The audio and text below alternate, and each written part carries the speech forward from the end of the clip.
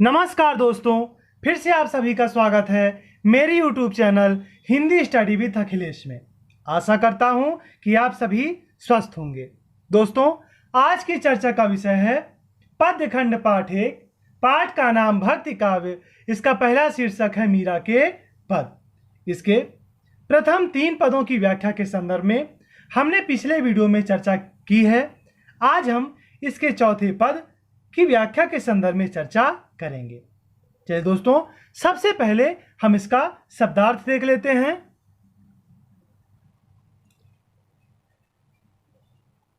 कंवल, कमल, अविनाशी, अविनाशी, दिसे, दिखाई देना, जेतई, जितना भी,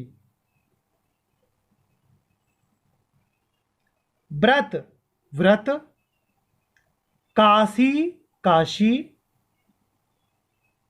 देही, देह अर्थात शरीर, गर्भ, गर्व अर्थात अहंकार, चहर, हार जीत की बाजी,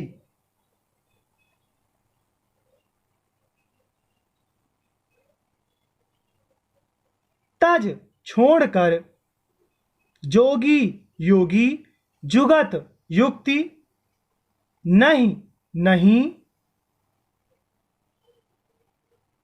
जन्म, जन्म। आइए अब हम इसका संकेत देख लेते हैं। संकेत कैसे लिखेंगे? सबसे पहले प्रारंभ के 2 शब्दों को भजमन डैश लगाने के बाद की फांसी, भजमन डैश लगाने के बाद की फांसी। इसका संदर्भ क्या होगा? प्रस्तुत पद हमारी पाठ्यपुस्तक स्वाति से भक्ति काव्य नामक पाठ के मीरा के पद नामक शीर्षक से लिया गया है, जिसकी कवित्री मीराबाई जी हैं। प्रसंग क्या होगा इसका? प्रस्तुत पद में मीराबाई जी ने प्रभु श्री कृष्ण के श्री चरणों का ध्यान करने के लिए प्रेरित किया है। प्रस्तुत पद में मीराबाई जी ने प्रभु श्री कृष्ण के श्री चरणों का ध्यान करने के लिए प्रेरित किया है। आइए इसकी हम पंक्तिबद्ध रूप से व्याख्या सुन लेते हैं। भज मन चरण कवल अविनाशी। मीराबाई कहती हैं कि हे मन, तू प्रभु के कमल रूपी चरणों का भजन कर। कमल रूपी, यहां रूपा का अलंकार है, ध्यान दीजिएगा। हे मन, तू प्रभु के कमल रूपी चरणों का भजन कर। जे तई दी से धरण गगन बिच, ते तई सब उठ जासी। यदि किसी ने अपनी भ्रिकुटियों के मध्य उनके चरणों का ध्यान कर लिया, उसके लिए संसार निरर्थक हो जाएगा, फीका हो जाएगा।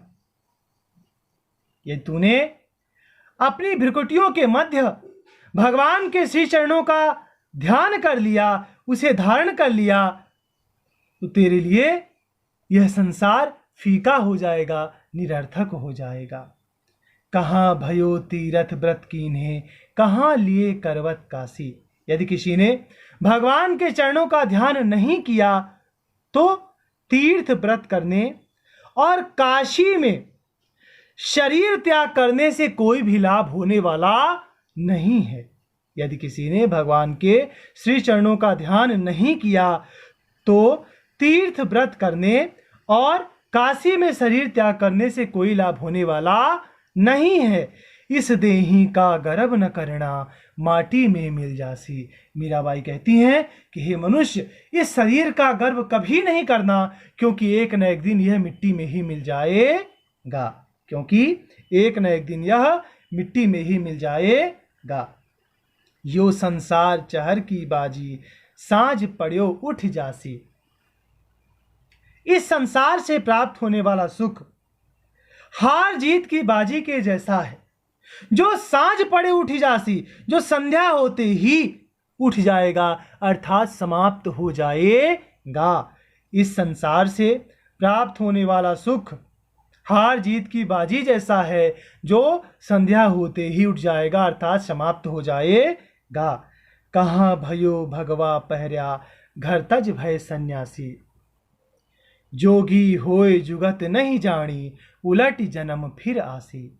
मीराबाई कहती हैं कि भगवा वस्त्र धारण कर, घर त्याग कर और सन्यासी बनकर योगी होते हुए भी जुगत ही नहीं जानी, यदि भगवान से मिलने की युक्ति नहीं जानी तो उलट जन्म फिरासी, तो पुनः इस धरती पर जन्म लेना पड़ेगा, पुनः जन्म मरण के चक्कर में फंसना पड़ेगा। मीराबाई कहती हैं कि भगवा वस्त्र धारण कर, घर त्याग कर और संन्यास धारण कर योगी होते हुए भी यदि भगवान से मिलने की युक्ति नहीं जानी तो पुनः इस धरती पर जन्म लेना पड़ेगा, अर्थात जन्म मरण के चक्कर में फिर से फंसना पड़ेगा।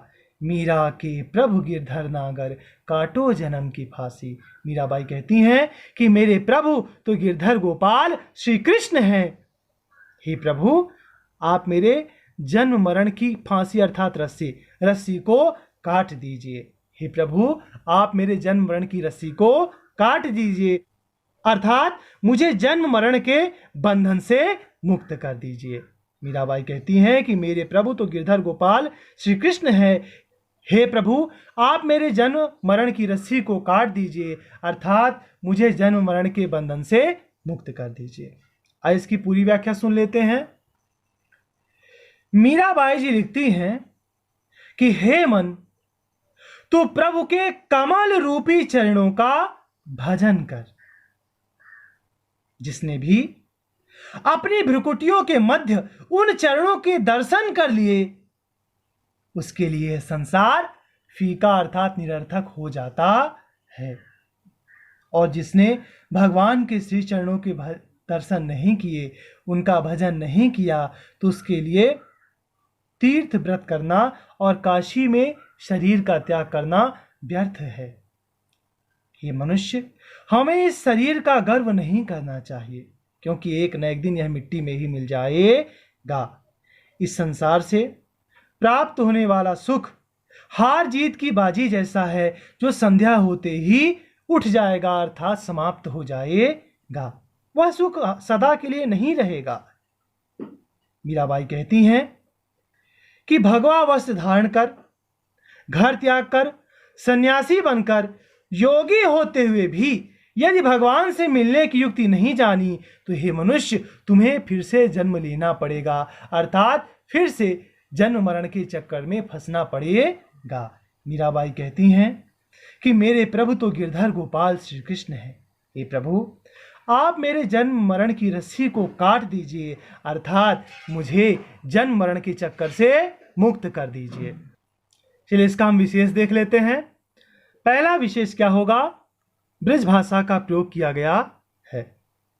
दूसरा, इसमें रस कौन सा होगा? शांत रस। वैराग्य की भावना को प्रस्तुत करता है पद, तो कौन सा रस होगा? शांत रस। अलंकार देख लेते हैं। जोगी होए जुगत नहीं जानी, ऐसी पंक्तियों में अनुप्रास अलंकार का प्रयोग किया गया है। यह मैंने पूर्व में ही बताया, कमल रूपी चरण अर्थात रूपक अलंकार, तो क्या लिखेंगे? अनुप्रास और रूपक अलंकार का प्रयोग। बहुत बहुत धन्यवाद दोस्तों। अगर आपको मेरा वीडियो पसंद आया हो तो मेरे वीडियो को लाइक करिए, मेरे चैनल को सब्सक्राइब करिए, अपने दोस्तों को भी चैनल से जुड़ने के लिए प्रेरित करिए, जिससे उन्हें भी इसका लाभ प्राप्त हो सके। मिलते हैं हम अगले वीडियो में, तब तक के लिए आप सभी को राम राम।